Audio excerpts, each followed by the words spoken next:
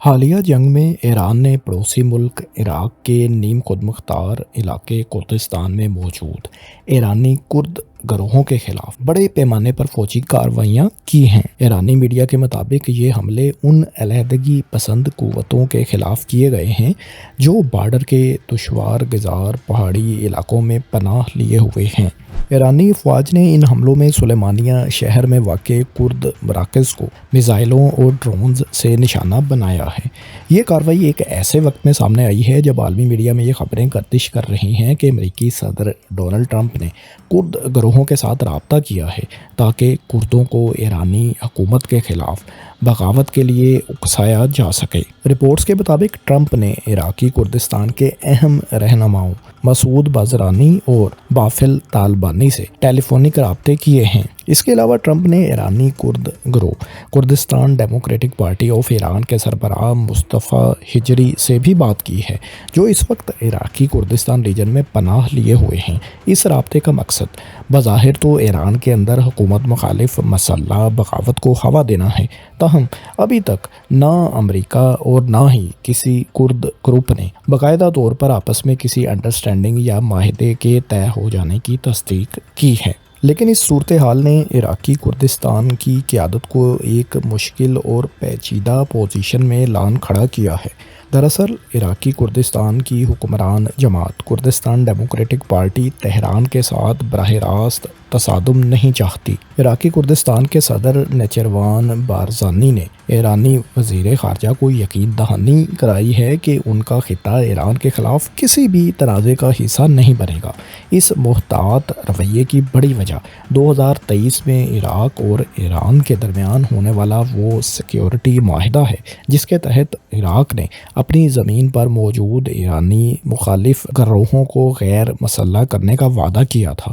دراصل ایرانی حکومت کی سخت کارروائیوں کے باعث ایرانی علیحدگی پسند کرد تنظیموں نے زیادہ تر ہیڈ کوارٹرز ایران میں نہیں بلکہ کردستان کے عراقی ریجن کے دشوار گزار پہاڑی علاقوں میں بنا رکھے ہیں جہاں سے وہ ایرانی سرزمین پر کارروائیاں کیا کرتے تھے۔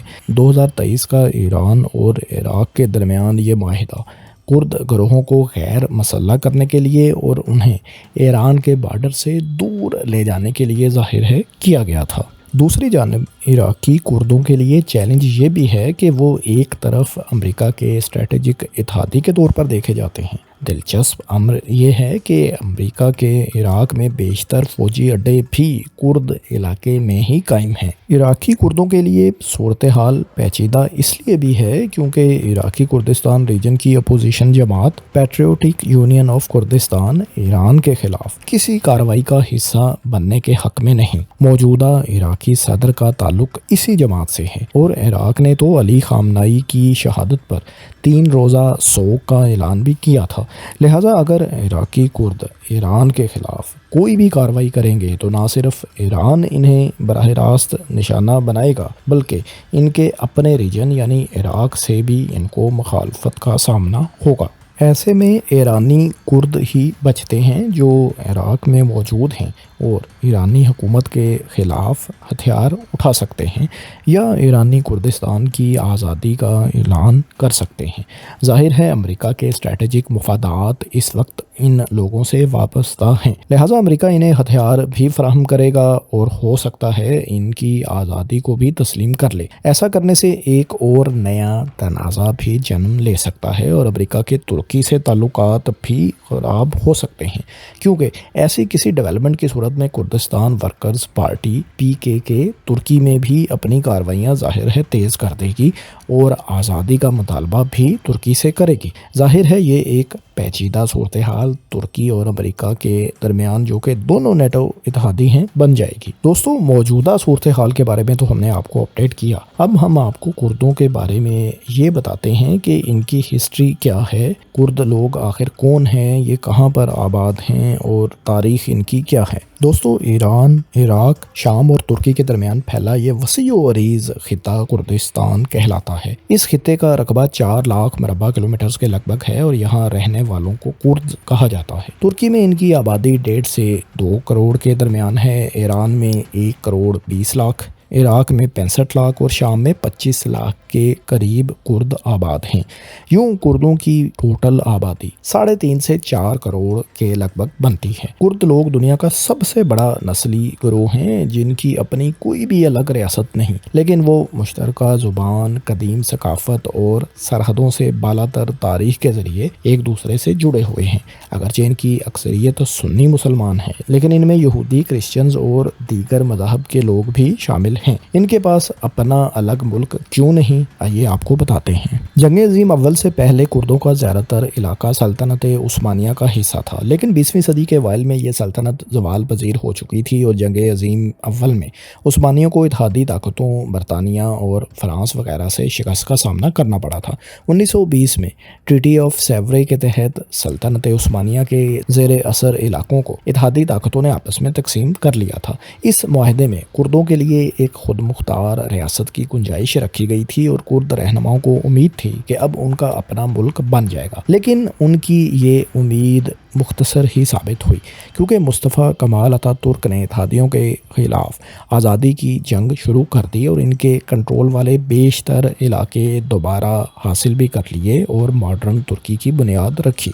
اس جنگ کے بعد 1923 میں ایک نیا معاہدہ ٹریٹی آف لوزان سائن ہوا، جس کے تحت جدید ترکی وجود میں آ گیا، لیکن کرد ریاست کے قیام کا امکان اس نئے معاہدے کی وجہ سے تقریباً ختم ہو گیا۔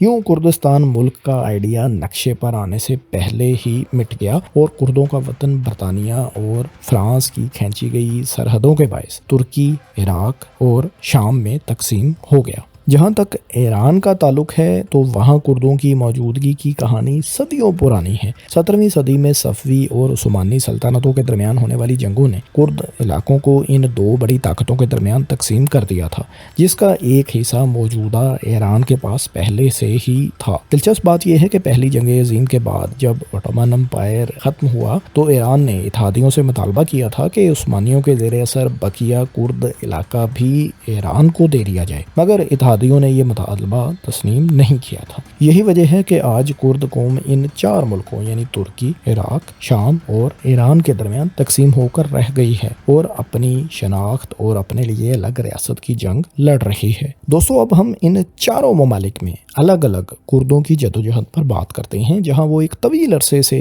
جدوجہد کرتے چلے آ رہے ہیں۔ ترکی میں کردوں کی سب سے بڑی آبادی بستی ہے اور ان کی سیاسی اور عسکری جدوجہد PKK یعنی کردستان ورکر پارٹیز کے ہاتھوں میں ہے۔ PKK کا قیام 1978 میں عمل میں آیا تھا اور اس نے ترک حکومت کے خلاف 1984 میں باقاعدہ مسلح جدوجہد شروع کر دی تھی۔ ترکش حکومت نے تب ہی سے اس جماعت کو دہشت گرد تنظیم ڈکلیئر کر رکھا ہے۔ اس تنظیم کے بانی اور قائد عبداللہ اوکلان کو ترکی نے 1999 سے قید کر رکھا ہے۔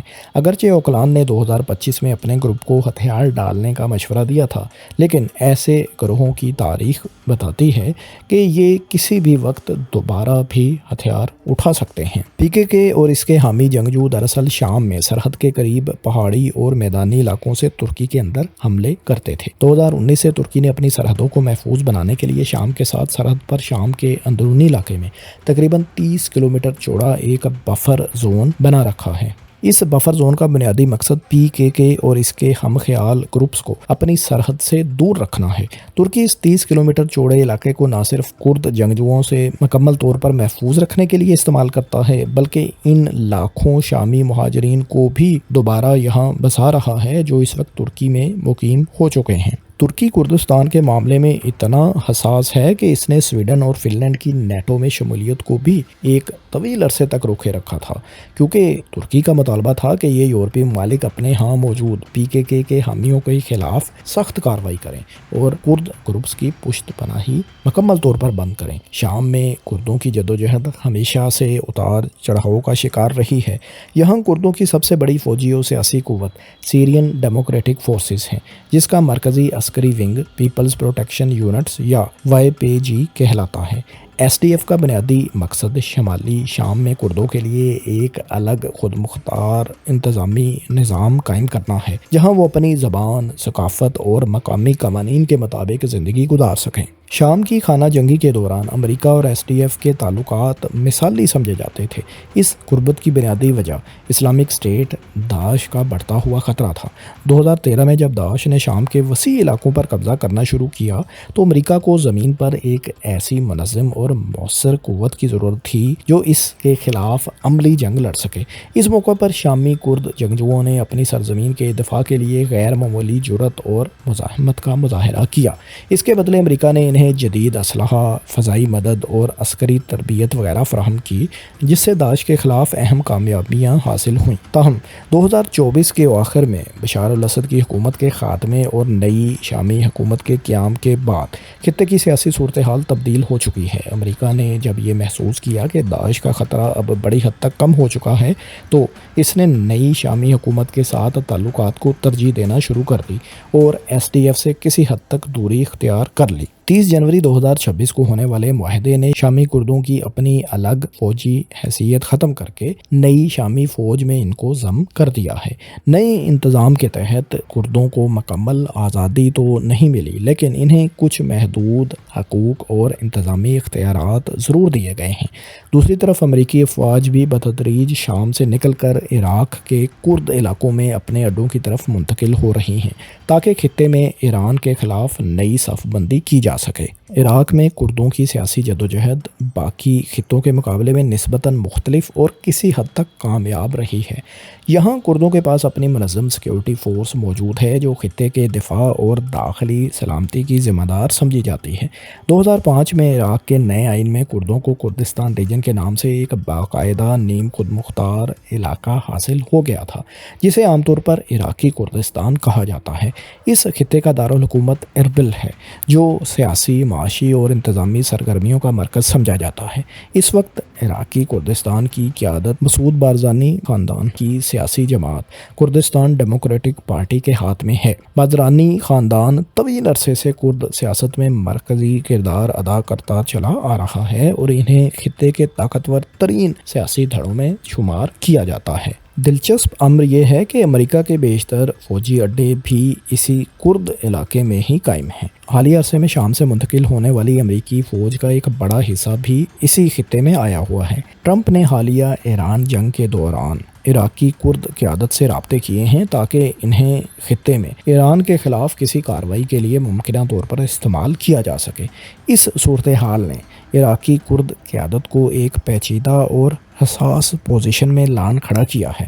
ایک طرف وہ امریکہ کے دیرینہ اتحادی سمجھے جاتے ہیں، جبکہ دوسری جانب ایران نے بھی رابطہ کر کے کرد قیادت کو اس بات پر آمادہ کرنے کی کوشش کی ہے کہ وہ ایران کے خلاف کسی ممکنہ امریکی مہم جوئی یا عسکری حکمت عملی کا حصہ نہ بنے۔ عراقی کردوں کے ذہن میں ظاہر ہے وہ تلخ یادیں بھی ہیں کہ ماضی میں جب صدام حسین نے ایران عراق وار کے دوران ان پر کیمیکل ویپن سے حملے اور کریک ڈاؤن کیا تھا تو امریکہ نے اپنے مفادات کی خاطر خاموشی اختیار کیے رکھی تھی اور کردوں کی مدد نہیں کی تھی۔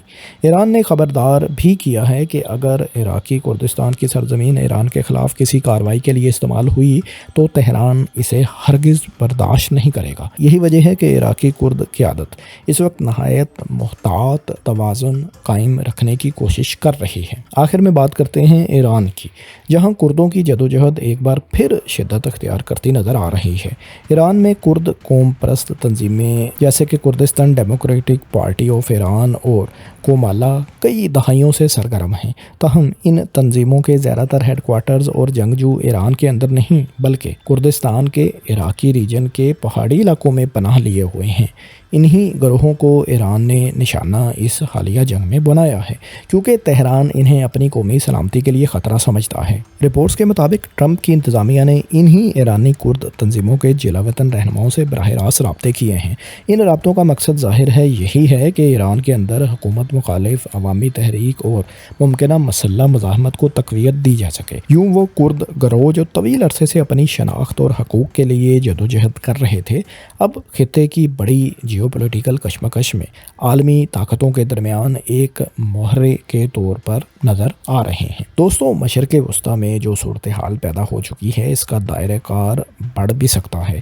حالیہ جنگ کے دوران اسرائیل اور امریکہ نے ایرانی کردستان کے ریجن میں شدید بمباری کی ہے اور ایرانی فورسز کے ٹھکانوں کو نشانہ بنایا ہے۔ اس کا مقصد یہ تھا کہ کردوں کے لیے ایرانی حکومت کے خلاف ایک مسلح بغاوت کی راہ ہموار کی جائے، لیکن اگر یہ لوگ امریکہ اور اسرائیل کی شہ پر ایران کے خلاف بغاوت کے لیے راضی ہو جاتے ہیں تو انہیں تہران کی جانب سے شدید ترین فوجی رد عمل اور تباہی کا سامنا کرنا پڑ سکتا ہے۔ اگر کرد اس کھیل کا حصہ بننے سے انکار کرتے ہیں تو خدشہ ہے کہ امریکہ انہیں براہ راست بھی نشانہ بنائے گا۔